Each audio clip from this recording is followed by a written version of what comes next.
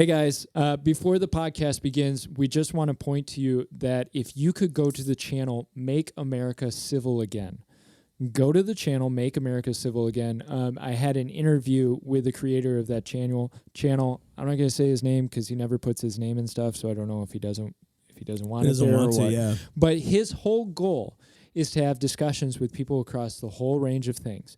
And so he and I had a long-form discussion. We talked what does self-evident really stand for? We talked where is America now in the division? Yeah. We talked Christianity about and politics. Talked about and Pete Buttigieg, the mayor. We also talked about the Democratic field.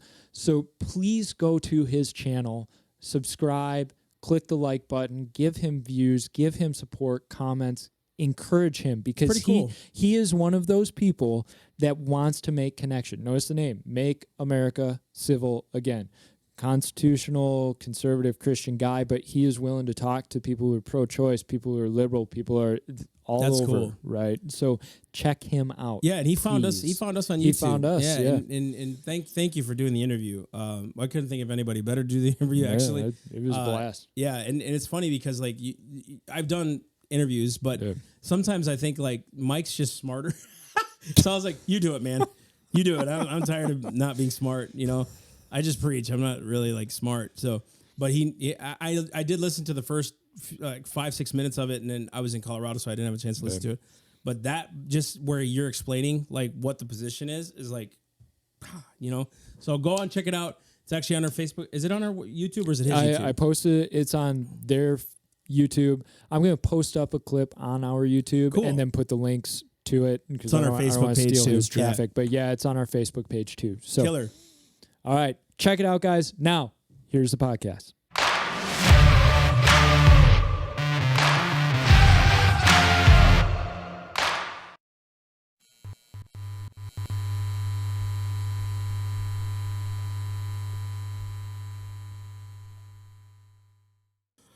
But something popped, man.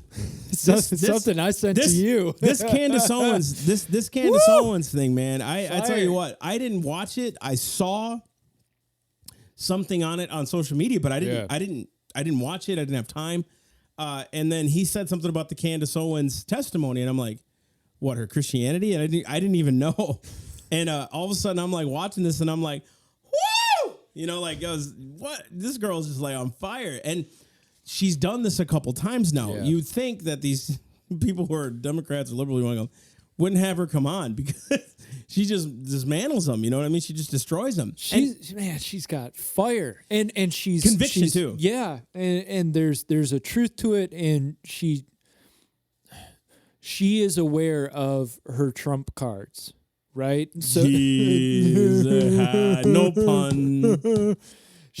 But she's aware of what makes her voice special in the Democrat liberal realm. She sure does. You know, and she doesn't use it in an abusive manner. She just says, "Look, if you're going to say that you appreciate these voices, guess what? I'm that voice." And I concur with everything you just said. I concur. Ooh, big words, encyclopedia. I'm a human encyclopedia. Duh, stupid, idiot. You know, stupid. I concur with you on and it's hard to gainsay what she says. Yeah. Are you going to consider her testimony about being black in America invalid? Exactly. You know what I mean? Like that's because if you did that to a liberal, it'd be considered racism. Yep. You know what I mean? So you can't do the same thing to her. And she made a good point. There was 3 white people testifying about the plight of black America. Yeah. Because of research and study. So she's saying, look, I get it. Thank you. But no, I understand it. Dude, she experienced racism in high school. Like there was national news for crying out loud. She knows racism. She's just not buying into this narrative of everybody's against each other, which we're going to get into a lot of that later. But just because we want to show you this clip of Candace Owens ripping into the liberal bias, we want you to have fun as you watch it. Grab some popcorn, a little coffee or something. Pause this. Get comfortable. Yeah. Get the family around. Get the family around. Yeah. And she didn't cuss. She didn't use any foul language. She wasn't. I mean, you could tell she was frustrated because of what they're trying to do. But you know what? She did it semi-respectfully. I think so. And kudos to the 2 gentlemen who gave her the time to speak. Who gave Candace that chance to Representative Jim Jordan, he asked the right questions and things. And so without further ado, here's a clip of Candace Owens' testimony. Enjoy. I just have to say that I object strenuously to your use of the word hilarious. To me, this feels a lot like your reaction to being named in one of these manifestos. Now, you're of course not responsible for the words of somebody writing that document, but I do think that laughing at it is a real problem because these are real families that are impacted by this violence. And I think our efforts towards talking about this have to start from a place of mutual respect, which is what I've heard from this side of the table. Now, the reason we don't have those numbers, I want those numbers as much as you do, but to say the numbers don't show something is simply not supported by the data. Okay, and I have 38 seconds left, Ms. Mulligan, if you want to respond within that time. The only thing I would add is that it's in the name.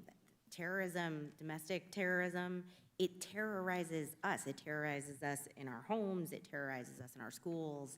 And to the points made by the other panelists, it is disproportionate to its impact on any individual life, and it's not.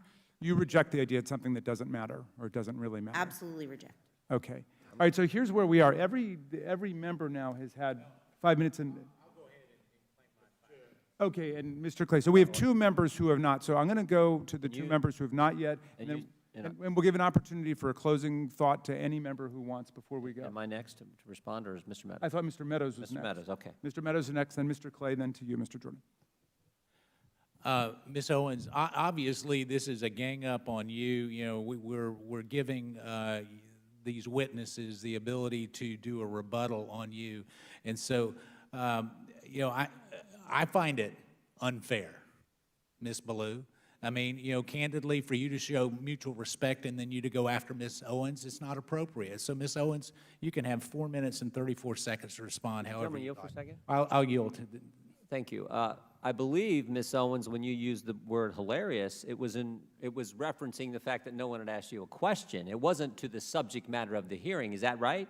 That is correct. And to have another witness insinuate something that is not accurate is just not appropriate, Mr. Chairman, for how witnesses are supposed to behave in front of this committee. I also think you didn't say it doesn't matter about the subject matter of today's hearing. You said there are other subjects that matter as well, and maybe we should spend some time on those. Is that accurate? That is correct, and they matter much, much, much, much more, and I have said that. I said that in my opening, and I will say it again. You know that white supremacy and white nationalism ranks nowhere near the top of the issues that are facing Black America. And the reason that you are bringing them up in this room is because it is an attempt to make the election all about race as the Democrats Not in my case, Ms. Owens. I'm sorry. Please do not characterize my motive. Mr. Chairman, it's my time. Yeah, it's my time. You've got your time, Mr. Meadows. I'll give you 3 more seconds. Every 4 years, you bring up race, and you knew exactly what I meant when I said hilarious, and you just tried to do live what the media does all the time to Republicans, to our president, and to conservatives, which is you tried to manipulate what I said to fit your narrative, okay? I was not referring to the subject matter that is hilarious. I said it's hilarious that we are sitting in this room today, and I've got 2 doctors and a missus, and nobody can give us real numbers that we can respond to so we can assess how big of a threat this is, because you know that it is not as big of a threat as you are trying to make it out to be so that you can manipulate. And the audacity of you to bring up the Christ Church shooting manifesto and make it seem as if I laughed at people that were slaughtered by a homicidal maniac is, in my opinion, absolutely despicable. And I think that we should be above that. To try to assign reality or any meaning to a homicidal maniac writing a manifesto, which, by the way, let the record show, also stated Spyro the Dragon, the child's cartoon, as a source of inspiration. He also cited Nelson Mandela as a source of information. I don't think that Nelson Mandela has inspired mosque shootings. You can correct me if you think I'm wrong. You would rather assign meaning to a homicidal maniac than to actually address the things that I said today that are actually harming Black America. Number 1, father absence. Number 2, the education system and the illiteracy rate. Illegal immigration ranks high, abortion ranks high, white supremacy and white nationalism, if I had to make a list again of 100 things, would not be on it. This hearing, in my opinion, is a farce, and it is ironic that you're sitting here and you're having 3 Caucasian people testify and tell you what their expertise are. Do I know what my expertise are? black in America. I've been black in America my whole life, all 30 years, and I can tell you that you guys have done the exact same thing every 4 years ahead of an election cycle, and it needs to stop. I'll yield back. Again. Woo! Fire! Fire! She's on fire! I want to sing that one song, but I'm not going to do it. The roof's on fire? No. This girl is on fire! No copyrights, Katie, okay?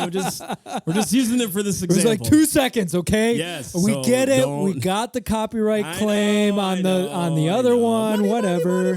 money. Listen, kudos to her again for speaking. The fact, though, that she has to go that far to do this, Yeah. and they thought they can pull the wool on her, is like beyond me, dude. That the professor who spoke and was all incredulous about all of the using of encyclopedia. Woo! We should put that word up every time we use a big word. Encyclopedia.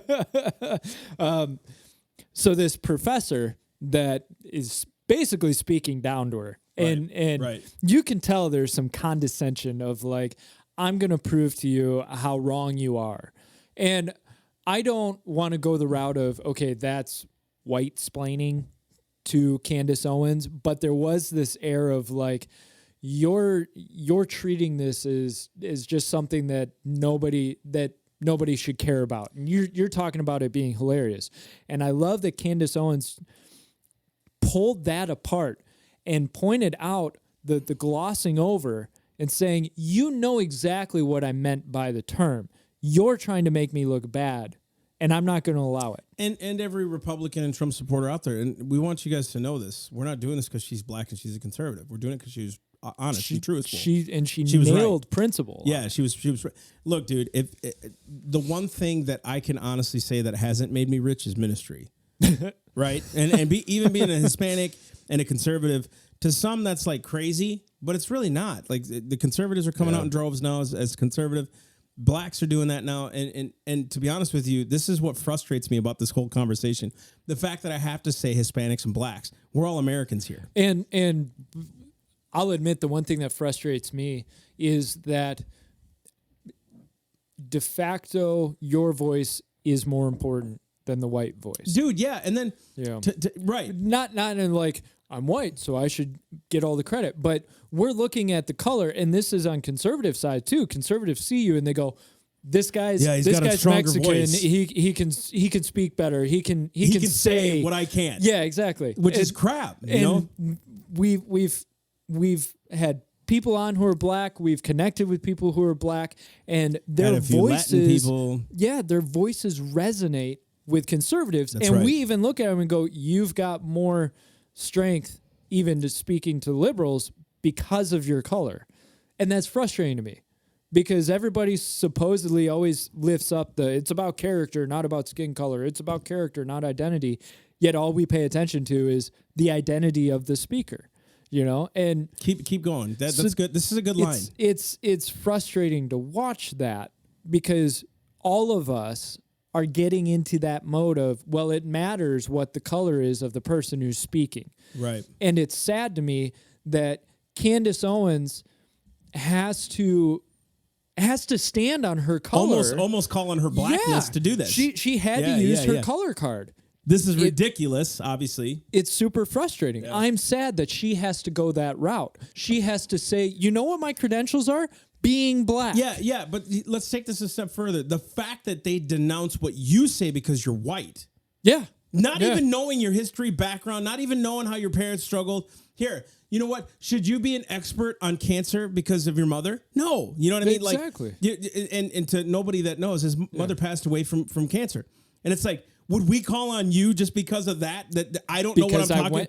I went through the experience, so therefore I'm the expert? Yeah, no, not at all. As a matter of fact, you dealt with it better than I thought 90% of people actually deal with it. And, you know, to walk through it with you.